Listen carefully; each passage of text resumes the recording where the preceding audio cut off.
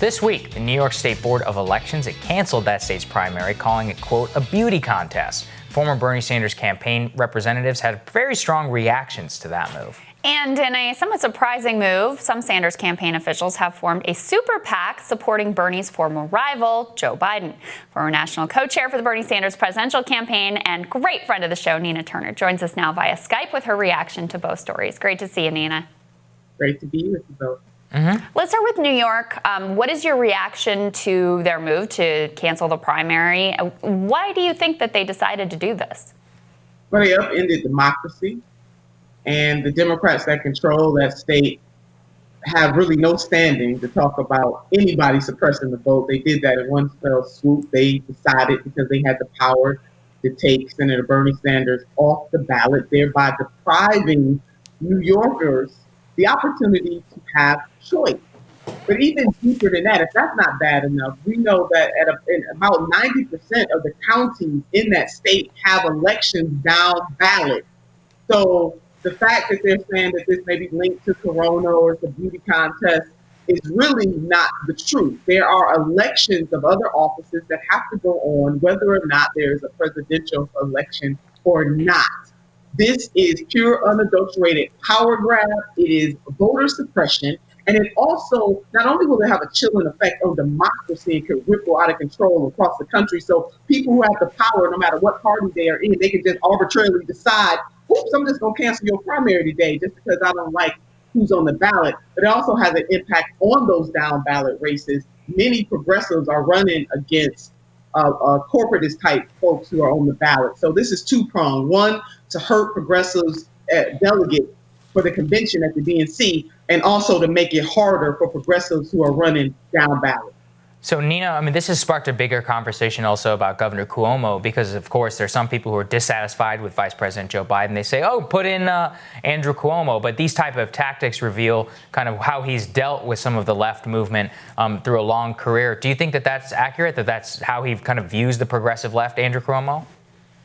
No, it's absolutely. I mean, check the record. Hashtag we got receipts on it. Just talk to anybody that's part of the Working Families Party, and they will tell you how the governor certainly has not been fair towards them or any type of progressives. I mean, this is a governor that kept Republicans, in control in the state legislature. Think about that, in the great state of New York. And so the Democratic Party needs to get its house in order. I want to hear more from the DNC about this just flat out cold-blooded suppression of votes. It is easy for us to talk against the Republicans. They make it very easy because they are the ultimate voter suppressors, in my opinion, and opinion of others.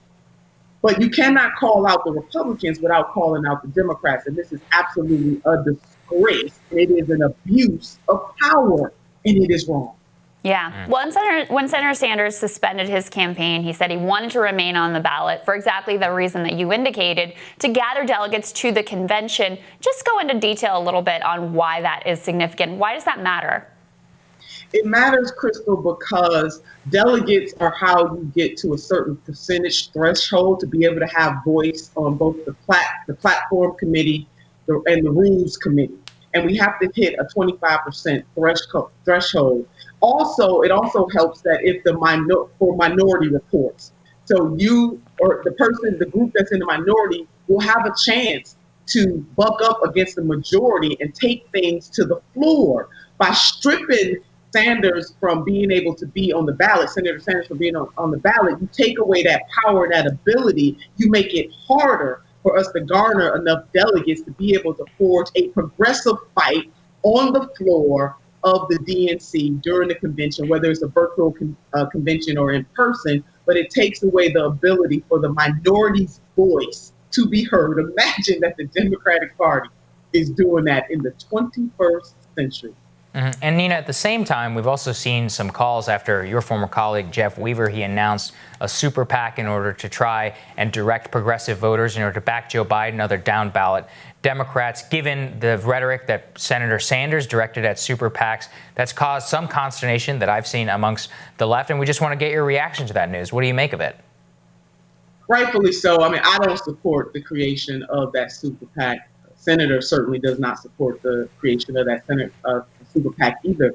We are trying to get big money, excessive big money out of politics. And so this does that movement no good. And for it to be so close, to the Sanders movement is really heartbreaking.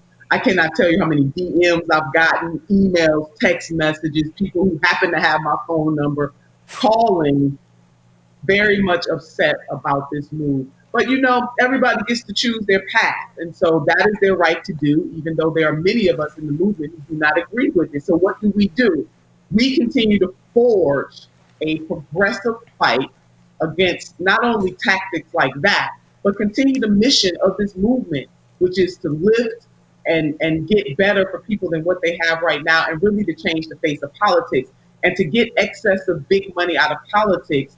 Forming super PACs in that way do not help that. Furthermore, progressives on the Bernie left, most of them are not going to be supportive of that action and will probably most likely not donate to that PAC because it is the antithesis of what the Sanders campaign was fighting for. It goes against every single edict of that campaign, everything that we were fighting to transform and to change. So as some folks say in the country, that dog don't hunt.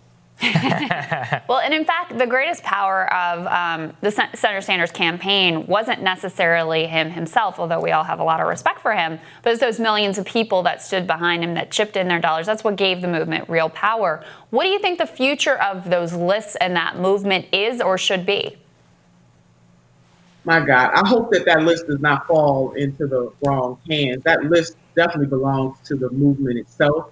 Those people who donated, they donated their last, they donated what little that they had because they believed in a vision of a better today, building towards a better tomorrow. They believed that we could shake up the status quo and do a new thing in the United States of America. So it is my hope that list, in 2016, the senator did not give that list to the DNC.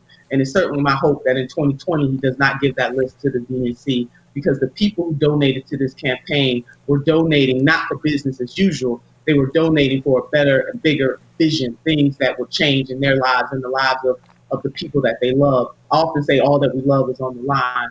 So that list should be either cultivated by the senator in another way, or given to leaders who are willing to continue that fight that he had forged in the way that he was forging it, and increasing that fight in ways that will continue to motivate people to be the change they want to see in the world, as Brother Mahatma Gandhi once said. Yeah, I think if he gave the list to the DNC, there would be some upset about that. Let me just say. People would go crazy. Senator Nina Turner, great to see you as always. Thank you. Thank you both. Next up on Rising, when will Biden finally make his personal papers public, and will they reveal anything about his interactions with Tara Reade? New York Times media columnist Ben Smith is going to weigh in on that and some other things when Rising continues.